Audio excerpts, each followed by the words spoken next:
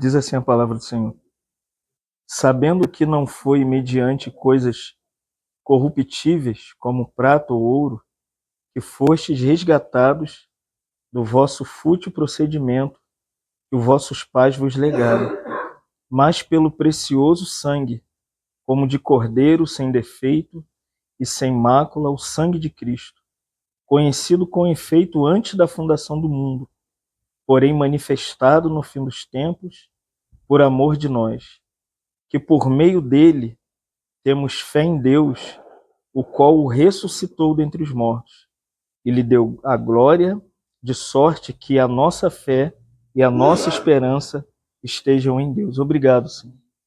Obrigado pela revelação da sua glória nessa manhã, pela sua presença manifesta no nosso coração. E agora queremos continuar te adorando.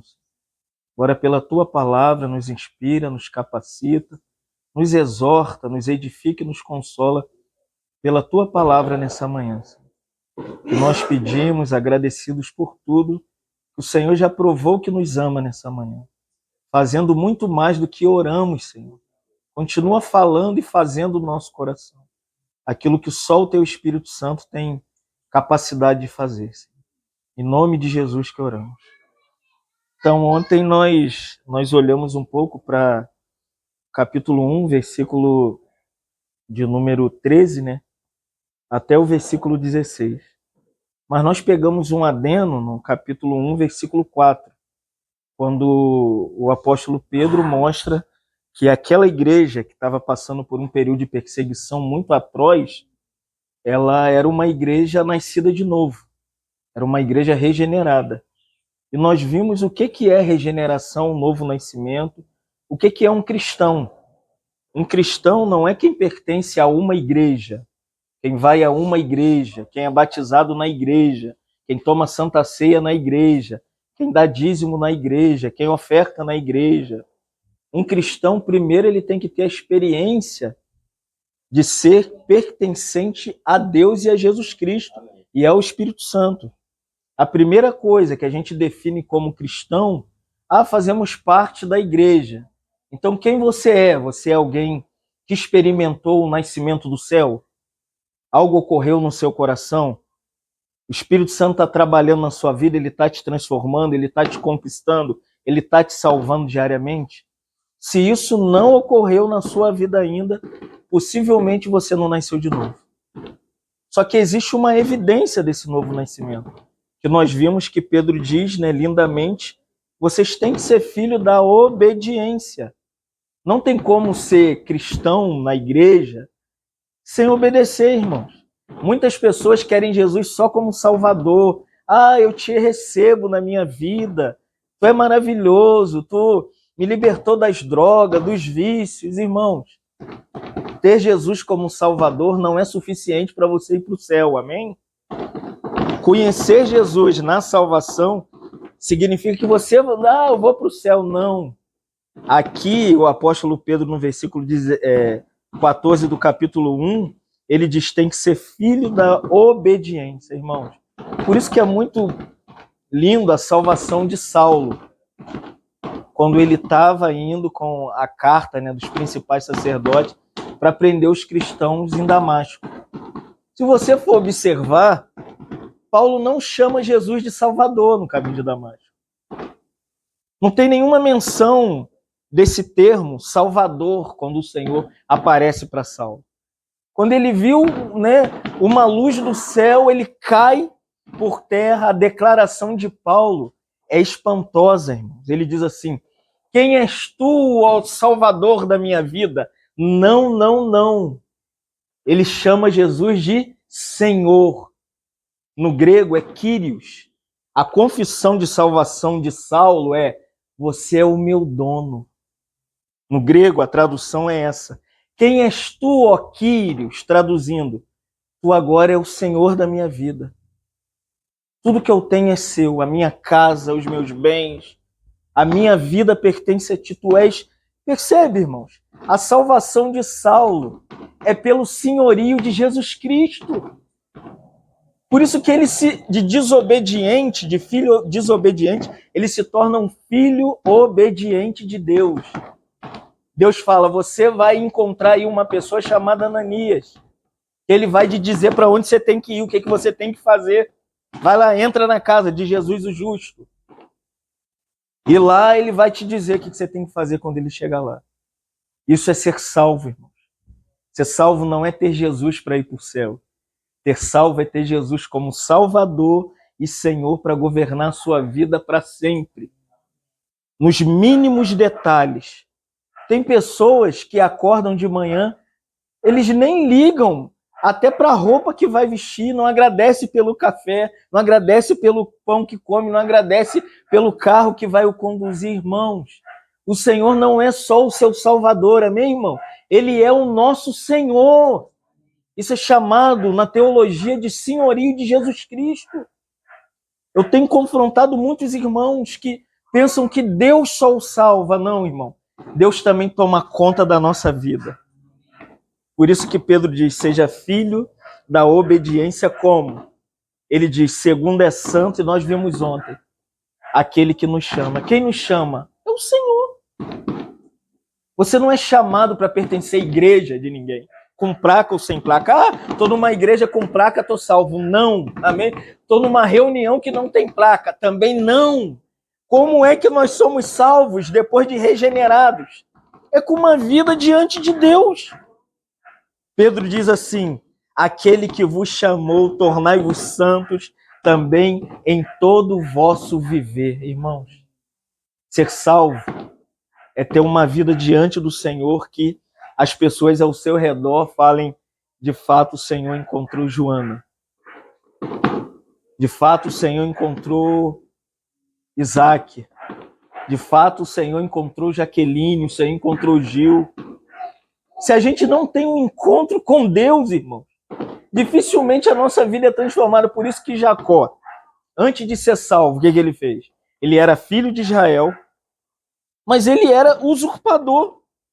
Roubou a bênção da primogenitura, manipulou a mãe, manipulou o coração do seu irmão, tomou as bênçãos que eram do irmão. Só que ele não era salvo, mas ele estava debaixo da aliança da promessa. Mas um salvo Deus tem que o encontrar depois, irmão. E aonde é o encontro? Quando Esaú jurou ele de morte. O que ele fez? Ele fugiu. E nessa fuga ele chega num lugar chamado Betel. No hebraico, a palavra Betel significa a casa de Deus. Ele chegou na casa de Deus, ele pegou uma pedra, botou, estava com sono, veio aquele sono gostosinho, Jacó deitou e pegou no sono e ele viu uma escada aqui do céu, descia anjos, subia anjos, e quando ele acordou, ele falou, Betel! Os anjos do Senhor sobem e descem aqui. E não adianta estar na casa de Deus, irmãos. Deus veio ao encontro dele. Deus começou a lutar com ele. No Jaboque, ele é derrotado, irmãos. O Senhor começa a pelejar com Jacó. Começa a brigar com Jacó. E pergunta, qual é seu nome? E Jacó, só vou falar se você me disser. O Jacó era brabo, irmão. O procedimento de Jacó era errado, igual Pedro diz aqui. Esse procedimento que não confere com a vontade de Deus. Jacó era enganador. O nome Jacó no hebraico significa usurpador. Quem já viu a novela? Joana já viu. A usurpadora. Jacó era isso, irmão. A usurpadora. Ele era usurpador. Mas Deus não desistiu dele, amém, irmão? Deus lutou com Jacó. Até a noite, quando raiar do dia, Deus venceu Jacó. Feriu a sua coxa. Olha, Jacó era inteirão, irmão. Agora a gente, já viu? Hã? Todo mundo posudo. Irmão, Deus tem que te derrubar primeiro. Para transformar o seu procedimento e transformar a sua vida, irmão. O Atmani diz assim, Deus não vai usar ninguém que sem primeiro ele o ganhe, ele o transforme e ele rache a sua cuca. Esfacele o seu crânio. Depois que o tocou, irmão, imagina. Jacó mudou de nome, amém? O procedimento dele mudou. Como que muda a vida? É quando Deus te encontra, irmão. Não é você que vai ao encontro de Deus. Ah, eu vou agora. Jacó não fez isso, não. Jacó estava fugindo, que é o seu procedimento. Eu estou falando desse versículo aqui, o versículo 15. O procedimento de Jacó era errado, como o nosso.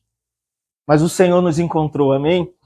Deus nos deu uma Betel, que é a igreja local, e Deus também nos deu um val para lutar conosco, um vale. E Deus ali rompeu as articulações de Jacó. E falou, você não vai ser mais Jacó, o seu nome agora vai ser Israel. O que é o nome Israel? Significa o príncipe de Deus. Se Deus te ganhar o seu coração, transformar a sua vida, você vai ser chamado, sabe de quê? De príncipe do Senhor, amém? Você quer mudar o nome? Você quer mudar seu nome? O meu nome é Jonas, irmãos. Imagina, se eu não fosse salvo, meu nome é Fábio Jonas Falcão. É aquele profeta fujão, que não quer obedecer a Deus. Mas nós encontramos o Senhor, amém? Joanas não são mais Joanas, são israelitas. Isaac não é mais Isaac, é israelita. O Senhor nos encontrou, irmãos. E essa transformação que a gente chama de santificação é diariamente, irmãos. Se lembra que nós falamos 3 coisas para você ser santo? Quem se lembra? A primeira, lê a Bíblia. A segunda, a terceira e a quarta. Agora não é mais Ló, agora é Lorde. Discipulado, irmãos. Ler a Bíblia, orar, reunir como igreja, ou numa congregação que você está congregando com os irmãos, vai te levar para o caminho do discipulado, irmãos. E aqui é interessante que, versículo 16, Pedro diz, sede santo, porque ele é santo. Só que como que a gente se torna santo no processo de santificação que eu falei ontem, que tem 2 partes? Ele é posicional, você é santo para sempre. Ninguém nunca mais vai tirar a sua posição santa. Nunca mais nem o pecado, nem o mundo, nem o diabo, nem o ego, nada, sua carne é santo para sempre. Amém, irmão? Isso é segurança, irmão. Tem pessoa que acha que é santo até 3 horas da tarde. Passou de 3 horas da tarde, não sou mais santo. Não. Você, eu vou dizer quem você é. Se você creu em Jesus, foi regenerado, está no processo de santificação, você é um santo pecador, amém? Com aqueles desejos, aquelas lutas, aqueles conflitos no coração. Você fala, será que eu sou crente? Será que eu sou salvo? Eu vou te dizer, se tem conflito no seu coração é porque você foi salvo. Se você não foi salvo, não tem guerra, não tem batalha espiritual, não tem grande luta. Mas uma vez salvo, irmãos, essa vida de santidade te empurra para a Bíblia. Por isso que você acorda, parece que você está com vazio, e quando você vai à palavra, você vai lá no Salmo 91, né? Aquele que habita no esconderijo do Altíssimo. Aí você fala, Senhor, aí você começa a orar o Salmo. Senhor, como eu queria estar nesse esconderijo. Quanta luta, parece que o mundo vai acabar. A Maia foi embora, minha vida vai acabar. Ai, minha cachorrinha. Aí eu tava ali, eu falei, vamos orar.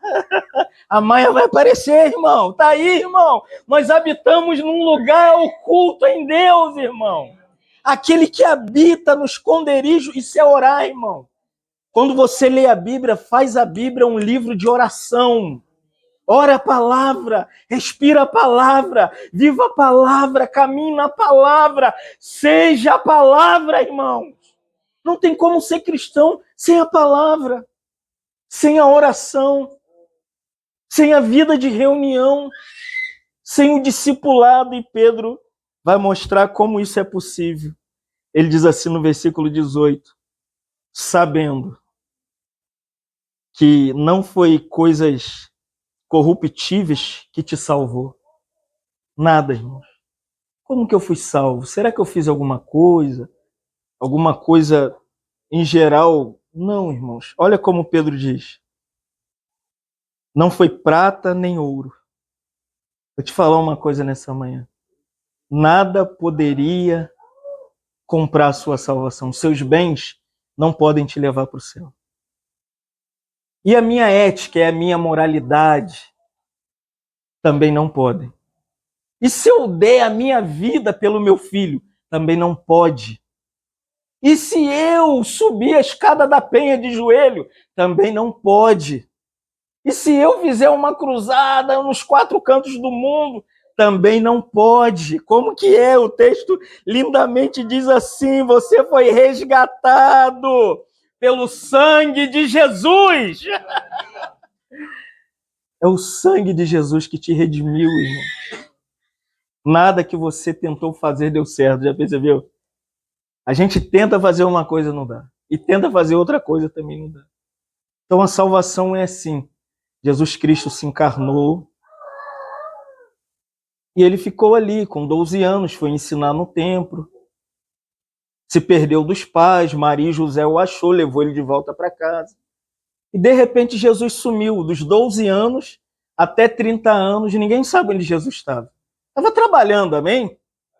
Fazendo carrinho de madeira, depois começou a fazer mesa, depois começou a talhar madeira. Eu falei, ih, rapaz, isso aqui vira uma cruz.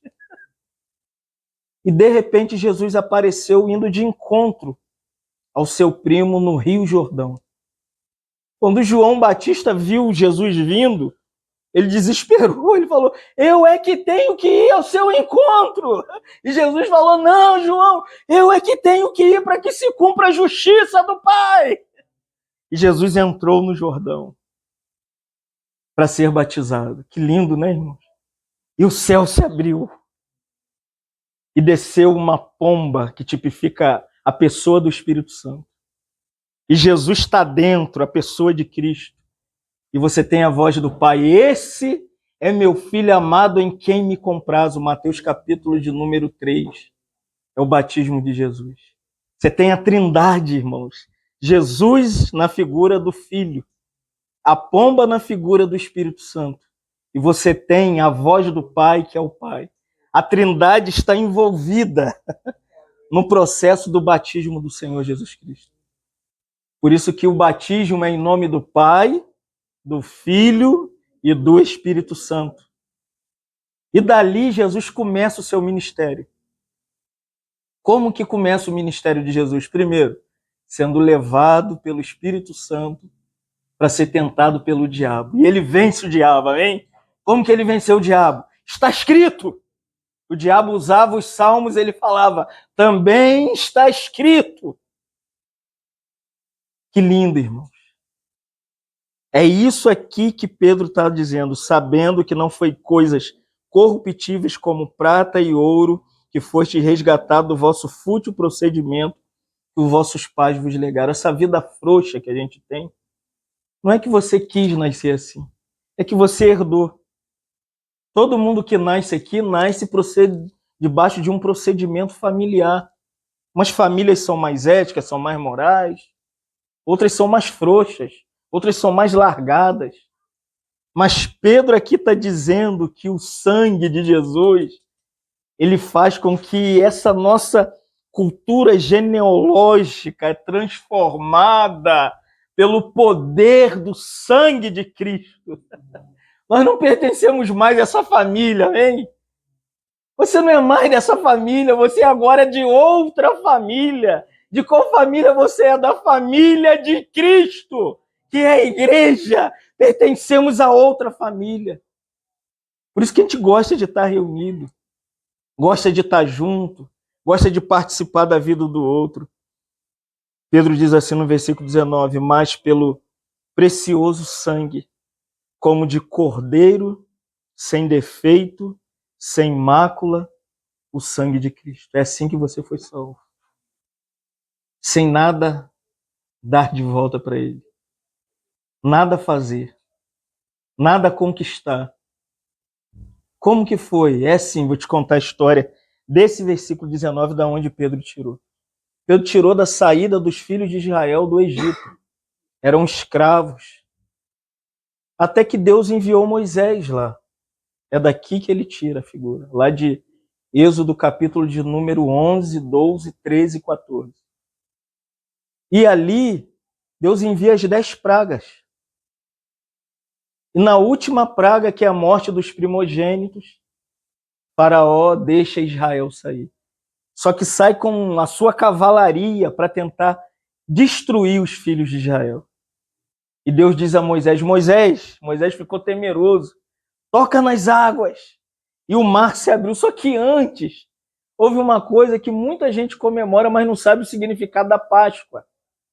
É aqui que você tem a figura do Cordeiro Pascual. Do Cordeiro, esse Cordeiro aqui. Foi lá em Êxodo capítulo 12, quando eles pegaram, né, ali o Cordeiro, o Senhor falou, olha, mata o Cordeiro, imola o Cordeiro, derrama o sangue do Cordeiro, separa para uma oferta pessoal ao Senhor, queima a carne do Cordeiro e chama os seus vizinhos. Que lindo, né? Paulo chamou os parentes, amém? Paulo chamou a família, amém? A família do Paulo está aí? Amém? É isso mesmo, irmão. Não adianta ter cordeiro só para Paulo, irmão. Tem que ter cordeiro para a família. É cordeiro para irmão, é cordeiro para tia, cordeiro para o primo, meu irmão. Dá Jesus para os outros, amém? Chama as pessoas para sua casa. Reparte o cordeiro.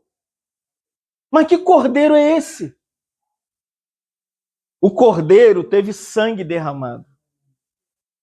E esse sangue derramado, o Senhor falou para Moisés, pega o sangue e passa nos umbrais da porta, nos batentes da porta. E quando o anjo da morte passar, ele vai ver o sangue.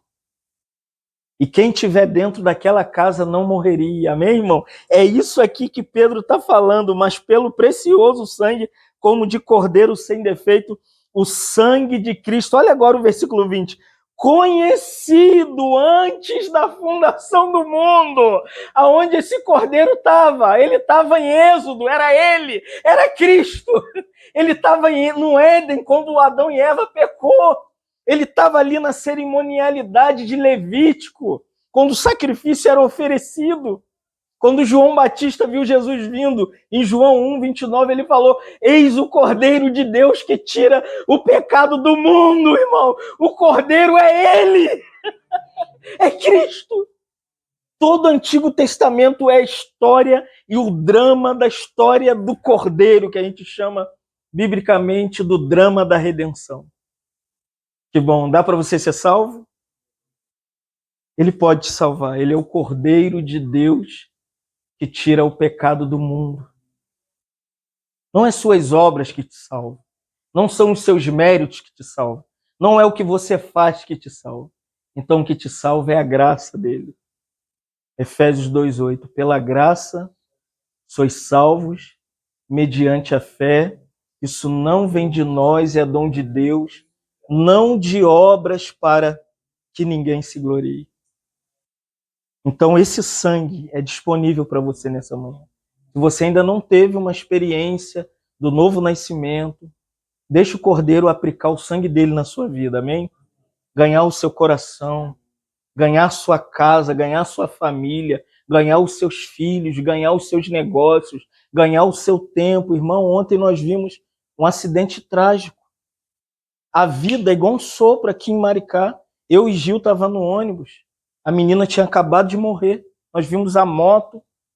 O namorado foi para o hospital, perdeu a perna. Dizem que está vivo, outros dizem que não está. Mas ela veio a óbito. O que isso quer dizer, irmãos? É que o tempo de vida está nas mãos do Senhor. Você não sabe quanto tempo você tem de vida nessa terra, quanto tempo você ainda vai viver aqui. Então eu quero te dizer, o Cordeiro está disponível para você comer, amém? Amém. Ele está aqui disponível para você. O Cordeiro disse em João 6, eu sou o pão vivo que desceu do céu, e quem de mim se alimenta por mim viverá. Se aproprie do Cordeiro nessa manhã, não deixa passar não. Toma ele para você, leva ele para sua casa. Faz igual Paulo, chama os parentes. Parece que é festa de aniversário, né? Não. É a festa para a gente comer o Cordeiro. Claro, nós estamos comendo, eu estou comendo desde ontem. Nem dormi direito depois de 5 pizzas. Mas a verdadeira comida é o Cordeiro de Deus, que nos alimenta. E terminando, Pedro diz, né, conhecido com efeito antes da fundação do mundo. Porém, aleluia, olha isso aqui, manifestado nessa era ou nos tempos, por amor de nós. Por que ele veio? Por amor. Por que Jesus veio aqui nessa terra? João 3,16, irmão. Aqui, Pedro diz é por amor. João 3,16 usa a mesma expressão, só que de outra forma. Ele diz assim, Deus amou, é por amor. O mundo de tal maneira que deu o seu Filho unigênito para todo aquele que nele crê, não pereça, mas tenha vida eterna. A vida eterna é por amor. O que você tem quando você conheceu o seu marido e começa ali, né, cativar o coração dele, cativar o seu? É por justiça? Ah, tá hora eu vou estar aí. Olha, se você não vier, não vai ter noivado. Não. É aquela beleza, né, irmão? Depois o couro come. Depois tem briga, discussão, e manda dormir na sala, e manda ir, vai embora! Mas no início é por amor. É igual Claudinho Bochecha, é só love. É só love. Mas, irmãos, foi assim que o Senhor te atraiu, irmãos. O Senhor não te pediu nada, não te pediu seu dinheiro. Ele nem te pediu seu coração. Ele falou, eu te amo do jeito que você é. E você, mas eu fumo, eu te amo.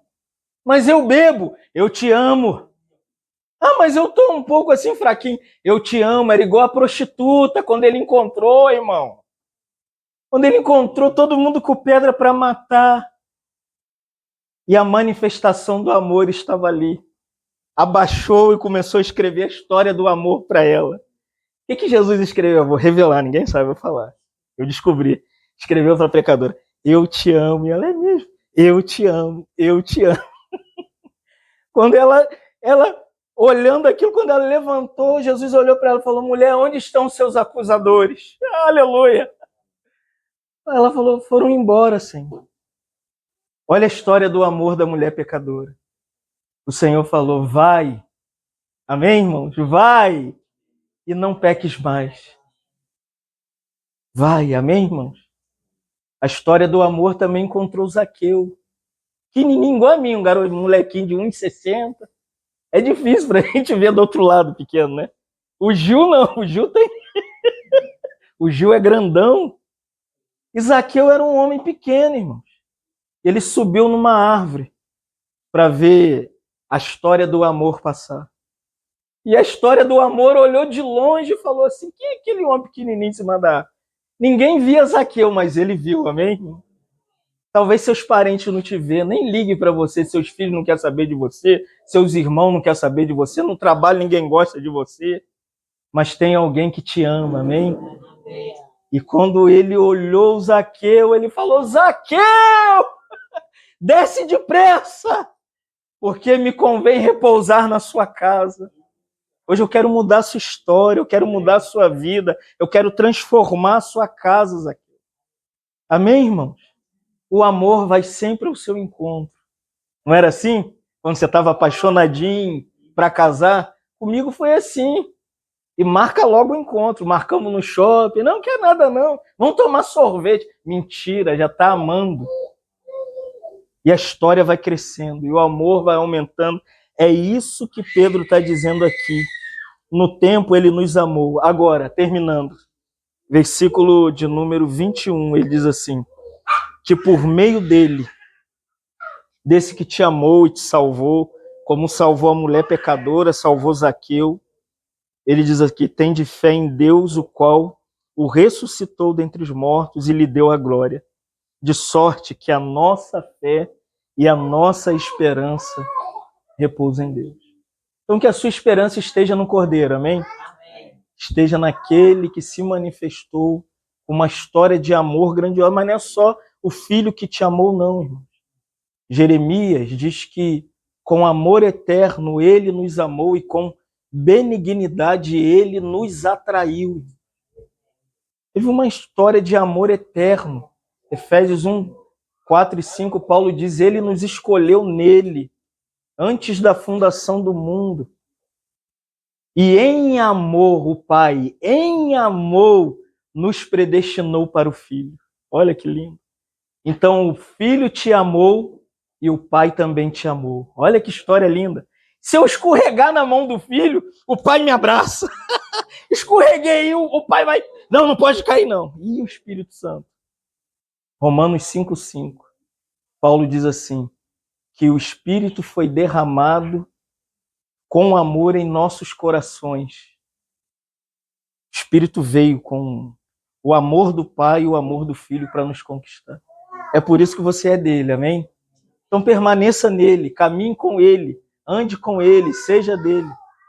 Não deixa nada te distrair, amém? Viva uma história de amor. Né? Se lembra no início do seu casamento, o que você vivia? Uma história de amor, irmão. Né, Derek e Jaqueline? Não é? Tem que viver uma história de amor, um romance. O Senhor nos chama para experimentarmos ele, desfrutá-lo dele como nosso amado. Por isso que depois que Pedro erra, né, nega ele 3 vezes, o Senhor nos chega e fala, Pedro, isso mesmo, você não presta, você não vale. Não foi assim não, irmão. João 21, o Senhor levou Pedro para o outro lado do rio, pegou o peixe, assou o peixe, né, fez o pão asmo, preparou. Aí Pedro apareceu e falou, vem Pedro, vem que eu vou te dar um sermão duro, hoje você vai ver, hoje você me paga. Não, foi uma história de amor. Pedro, tu me amas? E Pedro falou, tu sabe que eu te amo. Aí de novo o Senhor falou, Pedro, tu me amas, tu sabe de todas as coisas. 3ª vez ele perguntou, Pedro, tu me amas? E Pedro se calou. Mas ele amou Pedro até o fim, amém? Então que o Senhor abra o nosso coração para experimentarmos esse amor até o fim da nossa vida. Aquela menina ontem, o Vinícius falou ontem, poxa, Fábio, estou com 30 anos, irmãos, ela não viveu 20 anos. Quantos anos você tem? 40? Paulinho está completando 60. Olha que amor, irmão. Você sabe o que você ter? Igual o Gil ter 60 anos nessa terra, Joana que tem 71. É muito amor de Deus, irmão. Todo dia acordar, café da manhã, e o amor te dá café, e o amor te dá almoço, e o amor te dá janta, e o amor te dá marido, e o amor te dá emprego. E você fica, será que ele me ama? Será que ele me quer? Mas é claro que te quer, ué. Daqui a pouco você vai comer um banquete. É a história do amor revelando-se para nós, amém, irmão? Ame-o, amém? Alex, ame-o do jeito que você é, com o que você tem, com o seu coração. Ele quer desfrutar do nosso amor, irmãos. Ele não está exigindo nada, ele só espera uma declaração de amor. Então que o Senhor guarde o nosso coração e nos mantenha amando, amém? Até o fim. Te louvamos nessa manhã. Gratos pela história tão linda de salvação que Pedro nos apresenta nesses versículos tão pequenos, mas tão profundos, Senhor, que revela como o Senhor nos ama, como o Senhor nos quis e como o Senhor nos quer no tempo presente. Às vezes somos fracos, somos tão dúbios na fé, às vezes não conseguimos caminhar, não conseguimos seguir os seus mandamentos, mas nessa manhã aprendemos que o Senhor nos amou. E João chega a dizer não que nós tenhamos o amado, mas ele nos amou primeiro. Obrigado pelo primeiro amor revelado que veio do Senhor, quando não tínhamos nada para te dar, quando não conseguíamos sair do charco de lodo que vivíamos, mas o amor estendeu a mão e nos chamou, e começou a andar conosco, e foi nos guiando, foi contando essa linda história do Calvário, e o nosso coração foi se abrindo, entendendo que o Senhor nos ama como somos. Obrigado, Senhor, pelo seu amor eterno. E diante desse amor, nessa manhã, nós confessamos com tanta dificuldade que te amamos porque tu nos amaste, Senhor. Não há nada para te dar. senão um coração frágil, um coração às vezes tão complicado, um coração desobediente, mas que o Senhor aceita. Obrigado, Senhor. Abençoa o Paulo nessa manhã. Família do Paulo que aqui está. Que o amor do Senhor caia sobre eles, os que já são do Senhor, os que ainda serão. Senhor, revela a história do amor que o Senhor tem revelado ao Paulo de novo. Tem atraído ele com as cordas de amor. Muito obrigado, Senhor, porque nessa manhã tu mostrastes essa linda história e que se repete como um filme. A cada momento essas cenas passam diante de nós e vemos a sua cruz, e vemos a sua morte, e vemos a sua ressurreição, e declaramos obrigado, Senhor Jesus, e declaramos que te amamos nessa manhã. Muito obrigado, Senhor. Em nome de Jesus que oramos. Amém. Amém. Para dentro.